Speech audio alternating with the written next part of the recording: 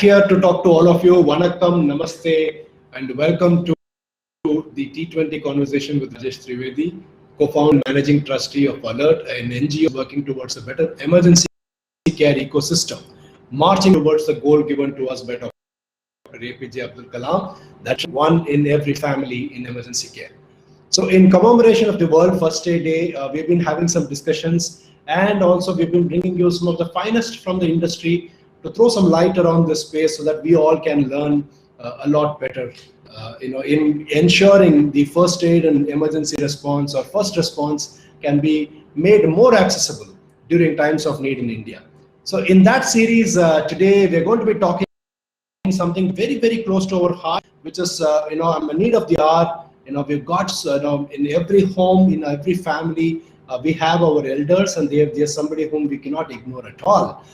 And most times they need help, and we simply blink, and we sometimes just do not know what to do when they are in some kind of an emergency. Today, to throw some light on that, it's my proud pleasure to be having with me today Dr. Mallika Thirupathi, MD, and she's a Geriatric Medicine specialist in Columbus, Georgia, USA, and she has over 2 decades of experience specifically in this field.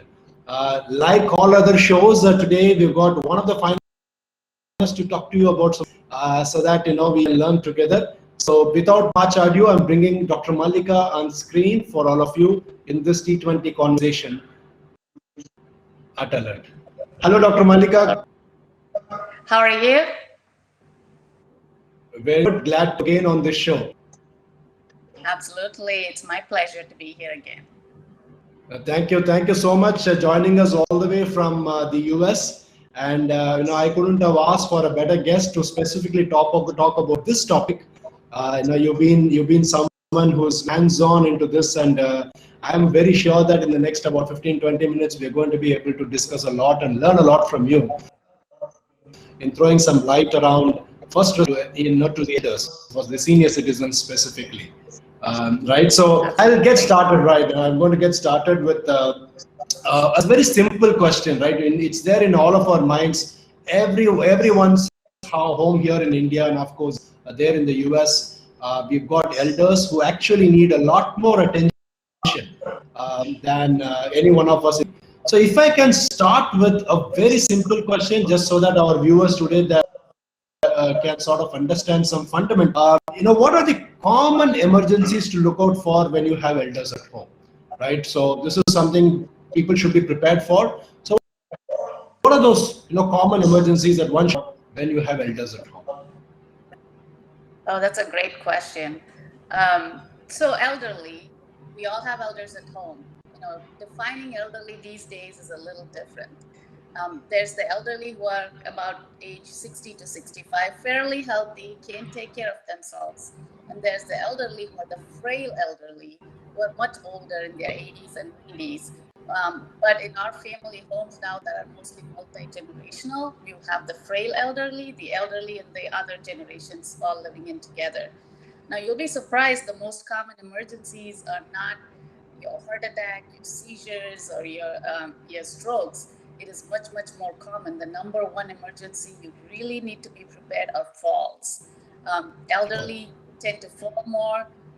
Several reasons: health issues, just basic lighting or carpet or anything that can cause falls is the number one problem for the elderly.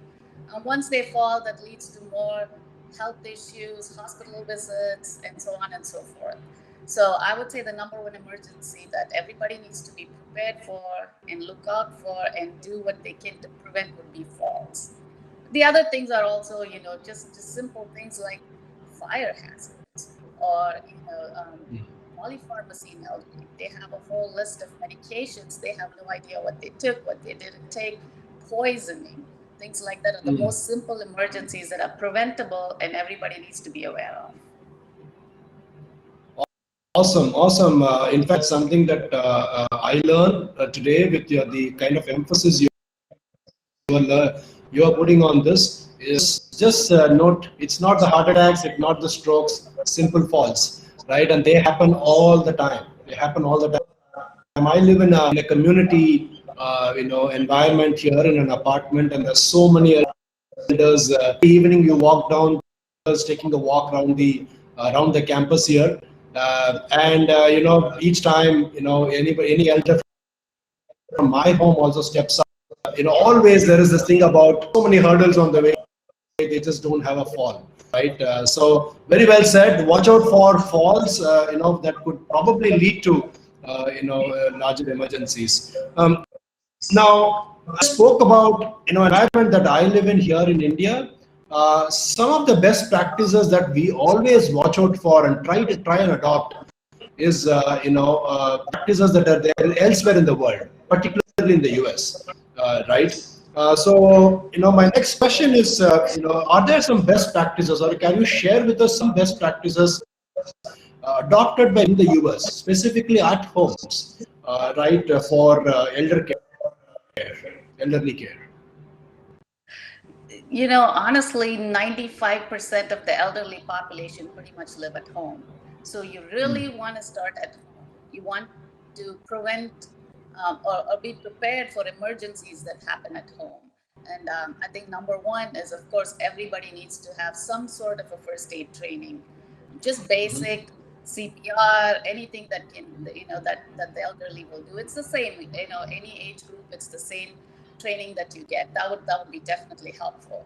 Now, again, going back to falls, you really want to equip your home. You want to look at your home differently. Now, your home has a multi-generational family living in. You really also want to make sure the elderly are also safe in the surrounding as much so as your babies or your younger adults. For example, say we want to prevent falls. The first place you want to start is in the bathroom. It's the most common place where the elderly tend to fall. Several reasons. It's wet, it's humid, it's not lit as well, so you want to make sure all of that is taken care of. Here in the US, what we do is we first take the tubs out. You don't want anything that's raised, that the elderly, they kind of raise their foot up to get in the shower. Right there, there's a risk for fall because they're going to get dizzy, unsteady, and fall. Just adding handrails, so that gives them the support. And also a seat right outside the bathroom, so if they get dizzy, they just come and have a seat out there. That's a good place to start. In the living room, we love to decorate our homes. It's very beautiful, but not always suitable for the elderly. That lamp in the wrong place can be the downfall of everything. Or that carpet, that beautiful carpet we love so much, could be the downfall for everything. So you want to make sure that your house is really well-proofed for the elderly also. The other things you can also, that we usually do here, not mostly in a home setting, but is to have all the medications well labeled. You have either a pill box, a pill dispenser with the prescriptions written on them, so there's no confusion. When the elderly take their medications, whether they took it this morning, this afternoon, did they double up on the dose? Again, overdosing is a big thing for the elderly. They don't remember, it's too confusing. That's another thing they can follow. You can also, or what we do here, since we heavily depend on motor vehicles to get around, there's ramps that can help them get in and out of cars, so they again don't have to lift their leg or try to haul themselves into a vehicle. Some of the simple practices that they follow in a home setting. Wow, fantastic. So simple, but very significant. And I really liked 2 or 3 of them. And it just makes me wonder, because this medication thing, keeping the pills organized and ensuring that you're putting your hands into, is so important. Many a times, my dear viewers, we all know at home, specifically in India, I mean, it's a practice even in my home, we end up having a cover full of medicines, right? And you put your hand into the cover, and then you're just scrambling with what's coming into your hand, and then you're looking into the prescription. All that happens. A simple dispenser, right, where you can organize your pills, will go a long way in ensuring that you are first a little bit organized, you're not struggling, and at the same time you are putting your hands into the right kind of pills that has been prescribed to you. And I also loved the little bit of seating right outside your bathroom. right? So if help is required, then that's something Yes. can certainly help. Can certainly help. Now, most times, after an event occurs, right? Supposing an emergency occurs, supposing a fall occurs, Yeah. and most times, the rest of the people in the house panic, and after that they are scrambling for, okay, should I get this? Should I get that? What kind of material do I need? You just go berserk with it, right? So probably for our viewers today, what kind of materials it will be good to have handy? Within the reach of your hand, you can just go and get, this is there in this place. Now, you would want to speak about materials that we can keep handy in case of an event actually occurring inside your home. Yes, absolutely. So again, a lot of these revolve around falls. Say an elderly parent had a fall. The first thing you want is to stabilize them. You need help to have them sit down. You want to make sure they are not fractured. They did not cut themselves. They're not bleeding anywhere. So if any of those occurred, say if it's a minor fall and there's a scratch, you want your first aid kit to be there. And then it's simple as a Band-Aid, as simple as a 2x2 gauze, and you're okay. What we have in the US is something called alerts. They actually have neck braces or necklaces that have a button, which the person who has fallen can hit. It goes directly to a call center like a 911 emergency, and they will dispatch EMS right away. That's one kind of bracelets. And there are bracelets which actually detect, it's like a sensor. It detects the person's fall. And depending on how severe the sensor detects it, it immediately automatically sends in a message to a local call center also. And that can be used by the person who fell or the family member. You also want to familiarize yourself about the person's health conditions.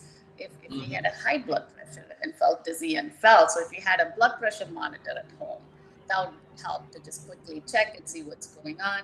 Or if the person's a diabetic, if his sugar is high or low, that made him fall.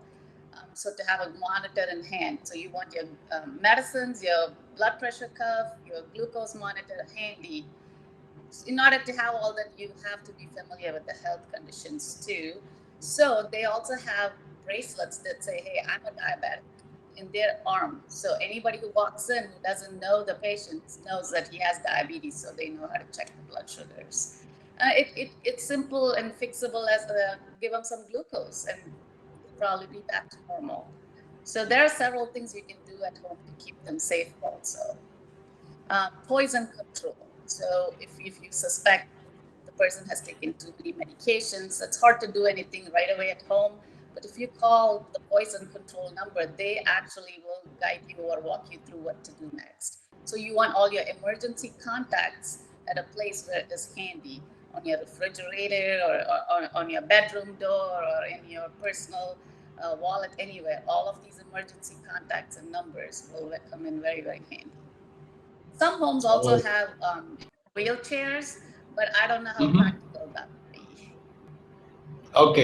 Okay, but that's fantastic. Some very, very simple stuff. But then I can see as you walk through it, I can see the kind of significance and a simple first aid kit. The refrigerator, that's a beautiful point. The refrigerator here, most times in my home, if you come to the refrigerator, you see all sorts of those magnet stickers and all the places that we have visited.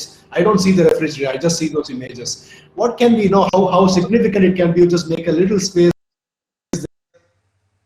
keep all these numbers handy, because you strike and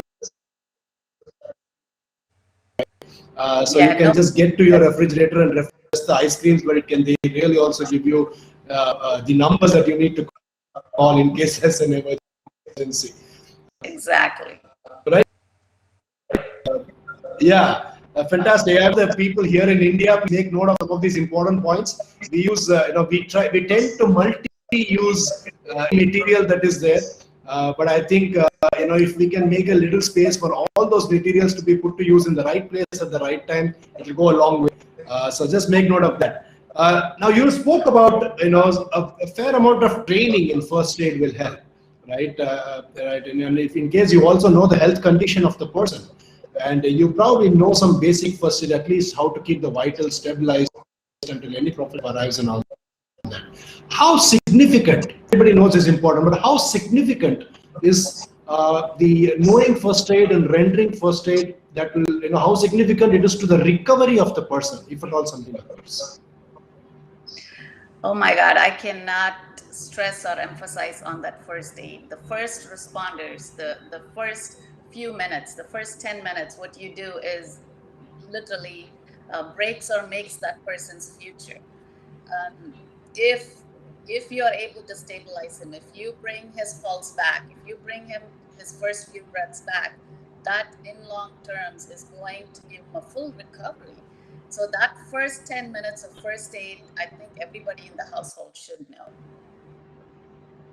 Right, right. So, I mean, yeah, so the viewers, we've been reiterating this, but now you have heard it from a specialist from all the way from USA telling you that knowing some basic first aid is going to go a long way. So if specifically as we're talking about early care here, we owe this not just to ourselves, we owe this to our elders at home. Take that 60 minutes to 90 minutes of your entire lifetime to get yourself acquainted with basic first aid. In your previous answer, you were also speaking about the stick system that you have, that bracelet or a neck, the pendant kind of a thing people wear in the US, and that triggers off. That's a dream state, and hopefully organizations like us and a few others maybe should make way into bringing some such technology into space, into this space. Now I'm just going to divert our attention slightly to, culturally, India is known for its care for elders. Right? Years and years of it's taught all across. There's a lot of strongly knit family network here in India, right? That all on one side, we take a lot of pride in having a very what do you call a family structure where there is enough space for the elders. But the sad reality today is also the number of old age homes that are sprouting all over the country, right? So elderly care is very separately happening inside old age homes. Now, whether at home or at any old age home, it's full of senior citizens and full of elders, where do you think India is in terms of its readiness to respond, right? Whether it is in terms of awareness, in terms of systems, where is India? And where do you think India should go, and how can NGOs like Alert play a role in that? India for several centuries, I think they've led the way, or they've showed the way in how to care for the elderly.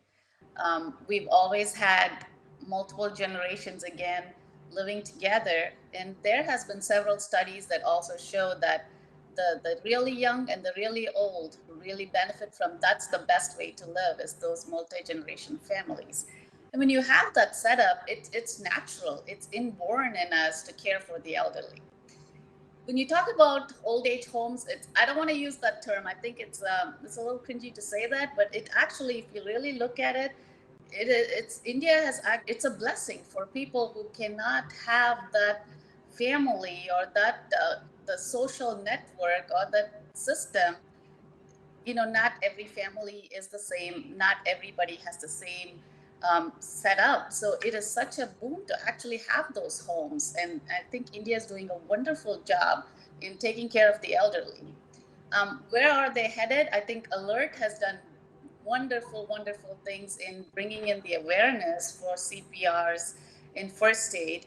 And I am so glad you're not only focusing on the children or the adults, but the fastest growing population is our parents, the baby boomers, the elderly.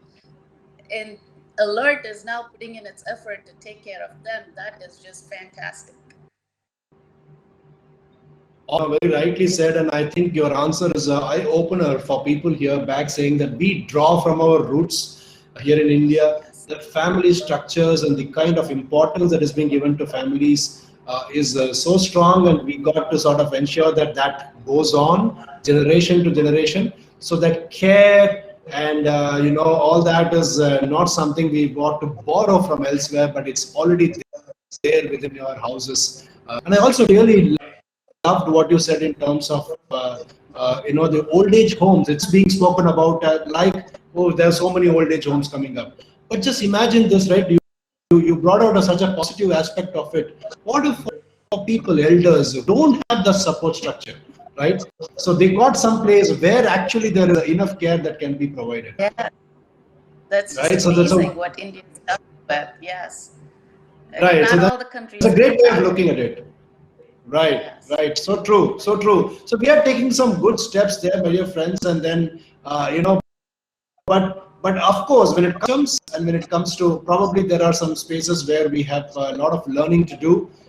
We are probably a generation behind when it comes to putting together systems, sort of respond and make it happen.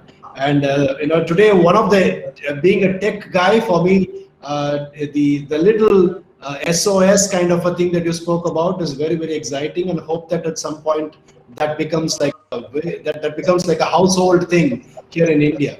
Hoping for that day and dreaming for that day. Anyway, thanks a lot, Dr. Mallika. It's been such a pleasure having you here on the show. Any other thing that you want to share to our viewers, volunteers, anybody else watching this show today? We're doing this as part of the World First Aid Day as well. So anything that you want to say in conclusion, your remarks, open to you. This is very, very exciting that Alert is actually now opening up the stage to the elders too. So, that's something that I've been looking forward to, and I can't wait to see the progress you guys make. I'm sure Alert is going to do very well in that terms too. Thank you so much. These wishes mean a lot to us. And, I'm very sure that we can reach out to you wherever we need some expert advice and expertise in terms of making. Anyway, it's wonderful to have had you back in our show here, the conversation series. And really, really thank you for taking time out and being with us today as part of this show. Thank you so much, Dr. Mallika. Thank you. Thank you for having me.